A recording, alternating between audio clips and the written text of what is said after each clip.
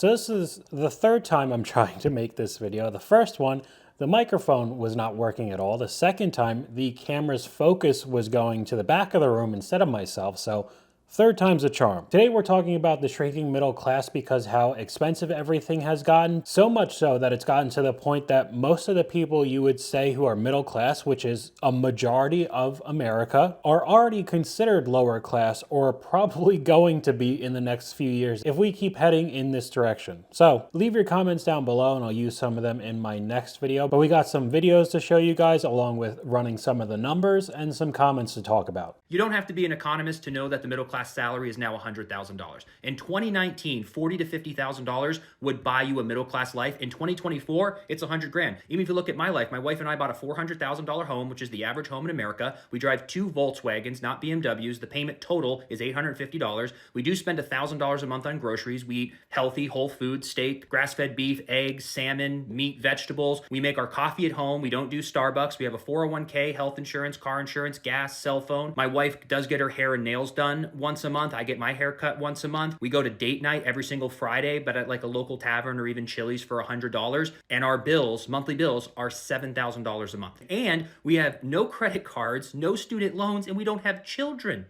I can't imagine when people tell me that their daycare is $2,500 and their student loan is $500. I'm like, that would make our monthly bills $10,000. What?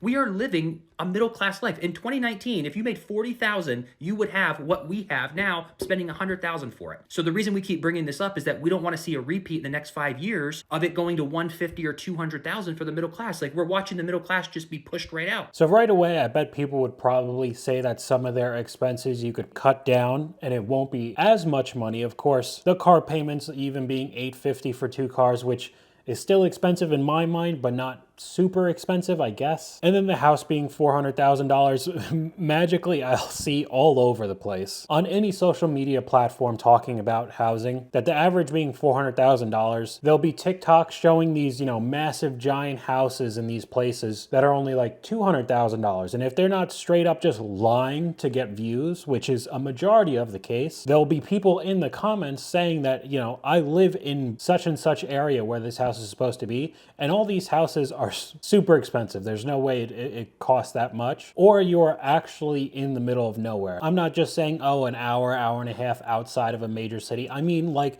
the middle of nowhere, Idaho, or like Wyoming. You have to get some of these prices. At least where I live, $400,000 is cheap. There are almost no homes for sale on Zillow or Realtor in my area. It's so few, and all of them are like $500,000 and above. That's at least my experience with houses, and that's his experiences with how much everything costs. But this guy's actually made a video talking about the numbers of everything, so it's not just random accounts on how much everything costs a month per family. Gen Z doesn't agree that $74,000 is middle class. No kidding, it's not even close. Check this out. If you take $74,000 for a Gen Z, or let's say they have a bachelor's degree and they're 25 years old. First of all, $74,000 is much higher than the average income. Most Gen Zers are probably making anywhere from 40 to 50, maybe 60, but let's use 74. The take home after taxes, 401k, and health insurance is $4,300. The average college monthly payment on a loan is about $500. You're down to $3,800. Let's say this person is financially responsible, decides to split a 2-bedroom apartment in a medium-sized city like Orlando, so that their payment is $1,200 a piece, $200 for utilities, so $1,400. Now, unless they're going to have Lucky Charms and peanut butter and jelly, their groceries are going to cost about $600 if they're trying to get chicken, beef, and some healthy stuff. You have a $400 car payment, $200 in insurance, $150 for gas,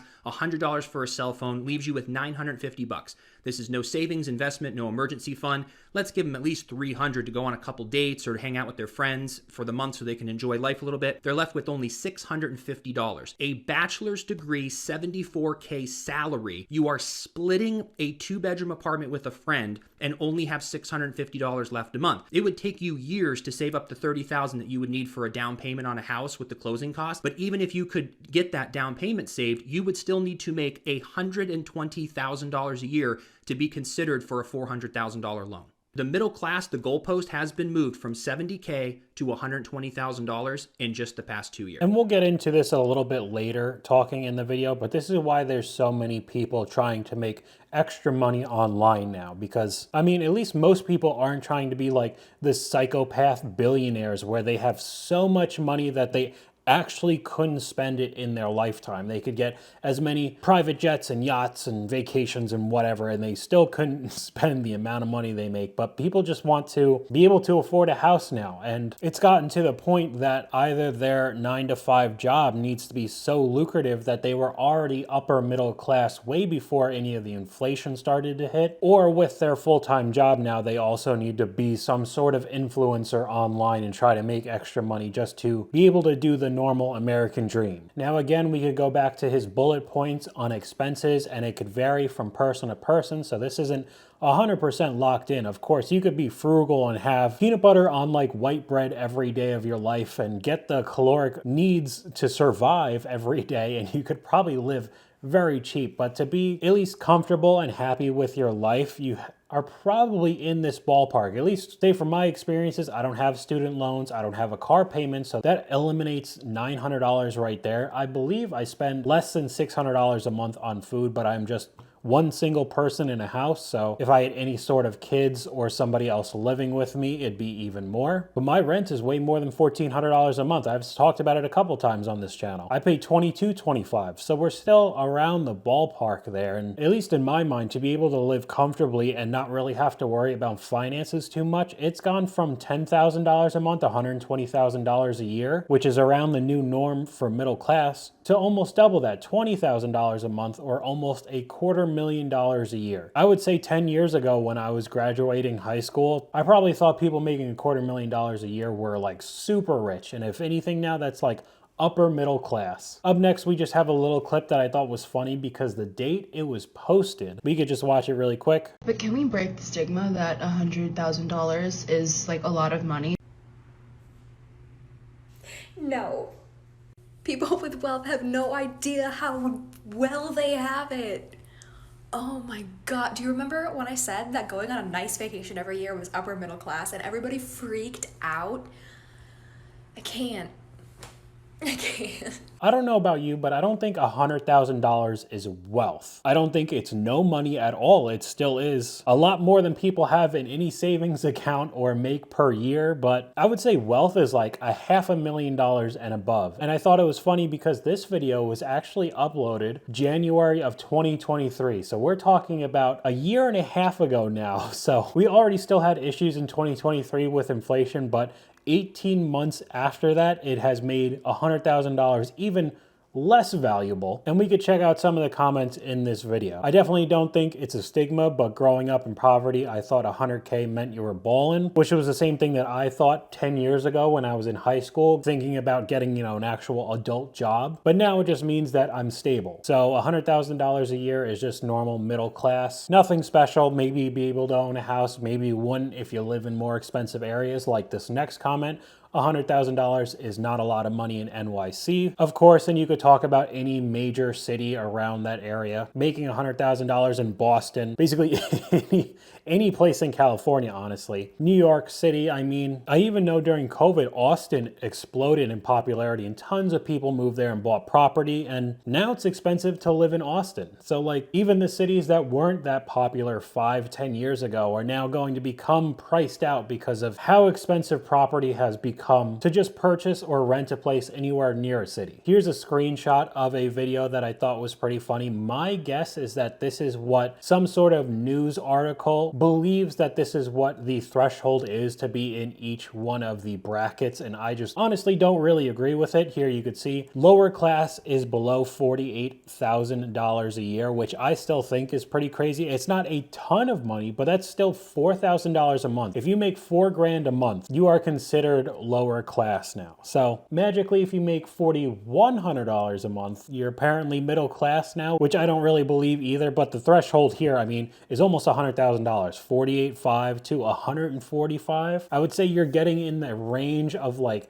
80 to 90,000 up to 145. I think everything else after that, you're getting into that lower middle class area and lower class. And I mean the upper middle and then upper class 175 all the way up to 650. I think at that point, it doesn't really matter unless you're buying mansions. You're pretty comfortable with kind of doing whatever. Don't really have to care about finances too much unless you're buying really stupid stuff. But I really wanted to talk about that middle to lower area. That 48.5 on that lower has definitely risen up over the past couple years. No matter what some news article will say about it or what politicians will say about it, normal everyday Americans are definitely feeling that squeeze. The way you know someone's going to stay middle class is when they have two very nice cars that are obvious $500, $600, $700 payments sitting in front of a middle class house.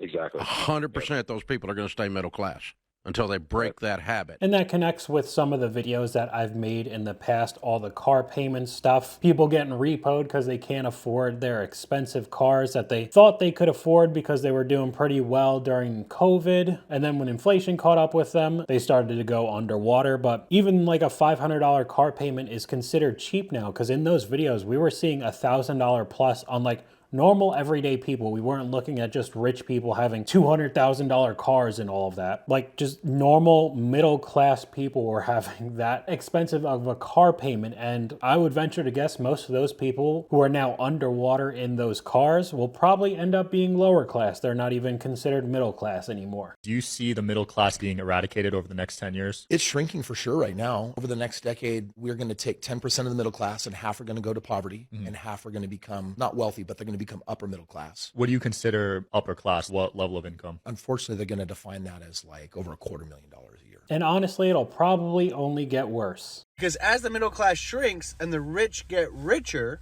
and you can see that major wealth gap being created by the system we are in, more and more people start asking questions like, why does the CEO make 1,000 times the lowest paid employee now? And you see, when you're comfortable, when you have your job, when you're doing okay, you don't ask questions, you just move along with life. But as more and more people get impacted, more and more people are going to start asking those questions. Is this the system we need to be in? Are there better options than having shareholders decide the fate of you putting food on the table? Because it's all good and well if you're a shareholder. But if you're making the decisions based off of pure profit and greed, like your investments have to keep increasing so you can afford retirement, where does that lead us? Because I've already shared with you that one of the reasons why housing is so expensive is because all these money managers, Vanguard, BlackRock, State Street, they're all pouring billions of dollars into companies like Invitation Homes and American Homes for Rent. And they're all publicly traded. Go look it up.